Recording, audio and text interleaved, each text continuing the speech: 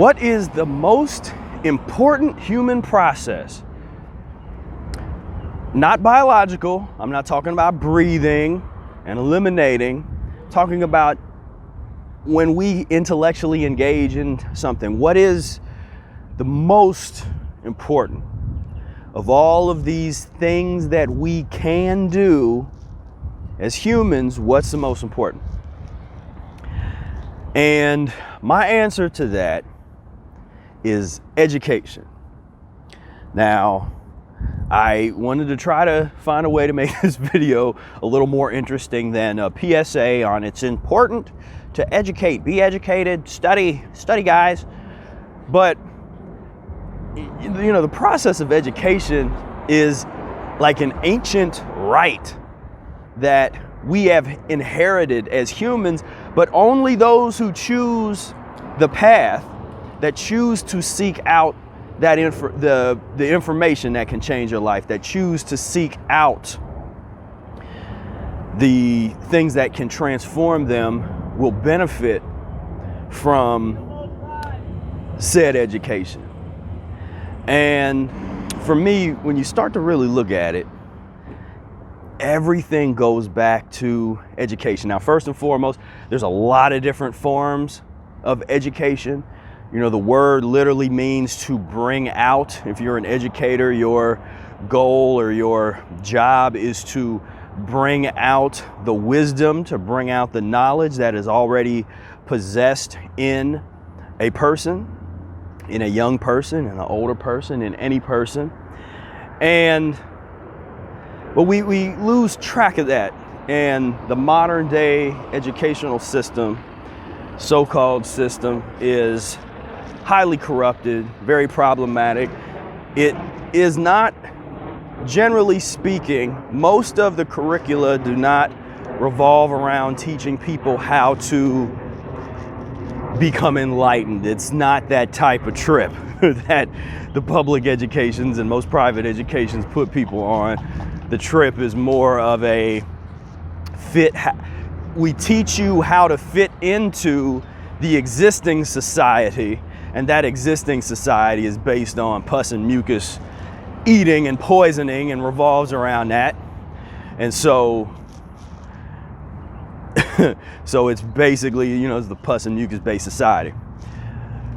So, but if we look at education, without any level of education, you couldn't and wouldn't have heard about the Mucusless diet, wouldn't be able to really practice it, because we have lost our intuition. And so it's not good enough to just hear about it and to feel it like, that feels like that makes sense. Okay, mucuses. You have to intellectually engage and analyze and practice.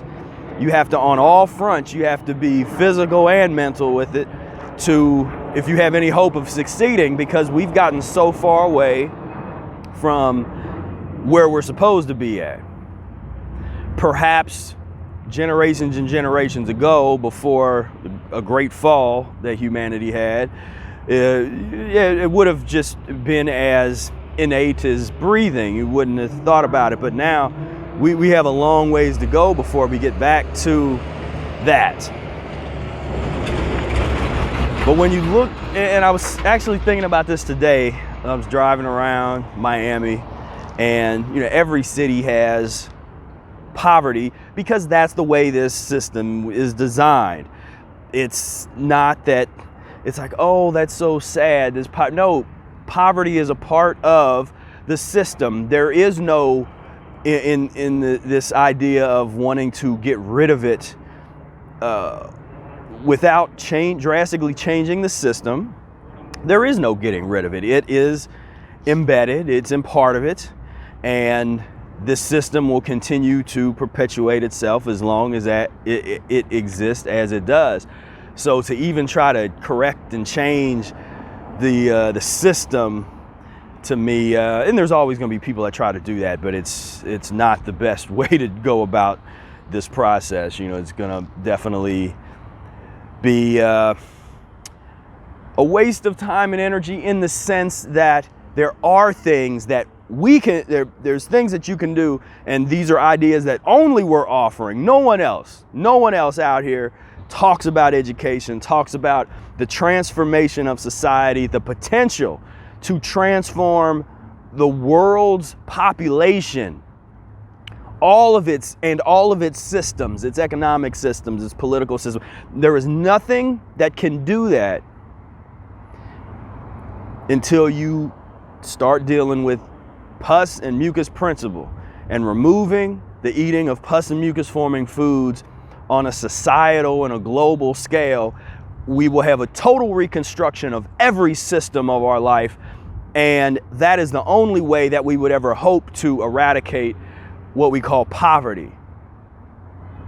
And I know that's a stretch, and at some time I had to take you through this because it sounds like wow, it's easy to say. I can show you the step-by-step process of exactly how you can bring that into being, exactly how that would work. But what I can lay it out. I can actually have the ideas. I can lay the entire thing out. What I can't do is at this, and maybe I can, I don't know, but what I haven't been able to do yet is inspire billions of people and to get on board and to start going down this road. Now, that's part of what we're trying to do now, is to expose a lot of people to this information, but I can't do that alone at all, you know, and no one can. We got a lot of work to do if we're going to get that kind of information out there. But what are we talking about? We're talking about education. It's all about education. And so when we use the word education, don't be confused. Don't think I'm talking about public school education or, you know, schooling. And really, we should probably use that terminology. Schooling is what, you know, you're forced to put your kids either in a public thing, or you teach your kids yourself if they're homeschooled, or whatever you decide to do along that road.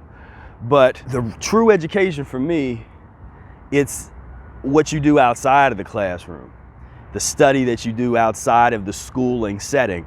That's where I really learned most of what makes, you know, where kind of gives me an edge is things I didn't learn in school, in the schooling setting. Now, I tried to get as much out of the schooling setting as possible.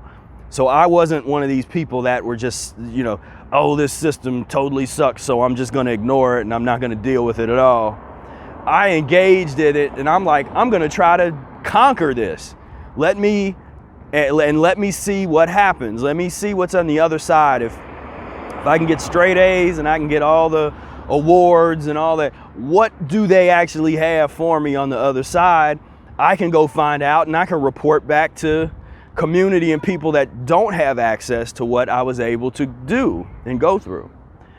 And what I can say is, for me, really the benefit of the schooling process was, you know, there's certain things that were able to push me in terms of particularly developing my writing, that would have been hard to do on my own, or even would have maybe been hard to do with like a tutor or a mentor that was more informal. I will say that formalized structure helped me develop my writing, and that form of communication, it's like that when you engage in that. But the thing was, I didn't really learn it I learned it in a formal setting in an informal way. Because most of what I really got when I was learning how to write really well was because I was taking extra steps to go hang out with either the professor during their office hour, which is like a total secret. If you want to master college, hang out with your professors or the graduate assistants at any office hour that they have. Put that on your calendar, just as important as if you were going to class. I know no one will listen to me. Don't listen to me, because I got a PhD and who cares? But but that's exactly what I did, and that's why I was able to excel And I learned so much in those sessions, like, you know, the way more than the lectures, you know, the lectures or whatever, but hanging out one-on, and I did that with every even if I didn't like the professor, I'm at their office hour, sitting there right when it starts. I'm that guy that's like, okay, and most people don't do that. And how that benefited my writing was every time we had a paper or report or anything, well, I would say all of the professors that I can recall, they would proofread the document if I was to get it to them soon enough. Most people don't write their papers and get a first draft early enough to be able to do that. But because I was like, I understood how this is gonna work, this little system, I'm gonna take advantage of this. So I would write a draft, get the draft done, take it to the professor or the graduate assistant, and they would like mark it up and really, you know, really go through and they'll identify exactly what they want to see you write, you know, as far as they'll guide you to that. But in the process of doing that, of being able to get that professional proofreading of my work, that skyrocketed my writing. You know, at least that type of writing, that formal communication, just is totally different. So I'm not the person that's gonna just totally bash the formal stuff or the informal. For me, you gotta kind of have it all, and you deal with whatever situation you've been put into. So if you're growing up in a situation you don't have access to formal schooling, but then you're gonna have to get whatever it is, you got to get it. Wherever the holes are, you got to get it. And that's part of your responsibility, to take your education into your own hands and seek out what you need. Now, I will say, and we're increasingly getting into this era where the degrees really are starting to not matter a whole lot, because most people that get some kind of degree, you know, you pay a lot of money for it, unless you get funding and all that kind of stuff. And I'm not the greatest to even. There's some people that are so adamant against, you know, universities and paying that kind of money, making that kind of investment to be educated. I'm not.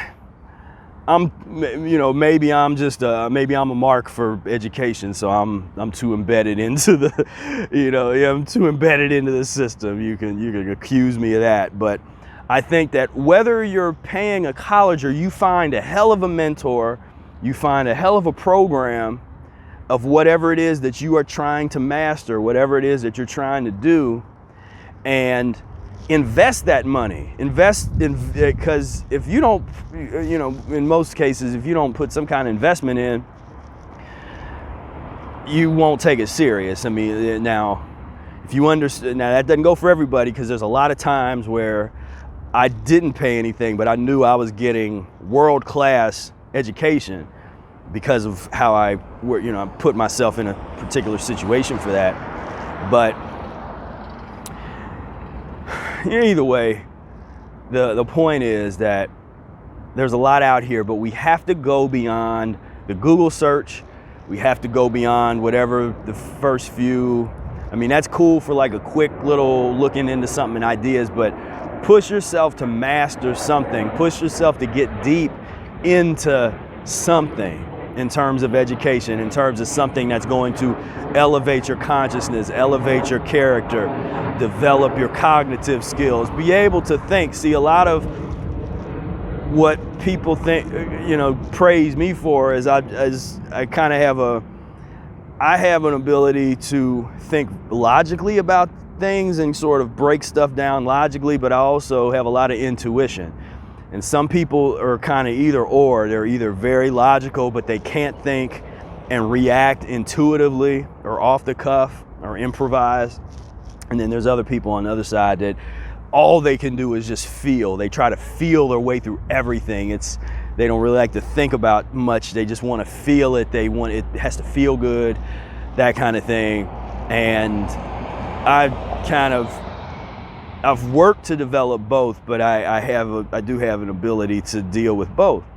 And I encourage everybody, like if you know you're one, then work on the other. If you know that you're just a very feel-based person, and you know, go with the flow type of attitude, work on developing your logic in that part of your brain, you know, that the logical part and the analytical part. If you're very, very analytical, but it's hard for you to really feel things to the extent that you don't even know what I'm talking about as I say that.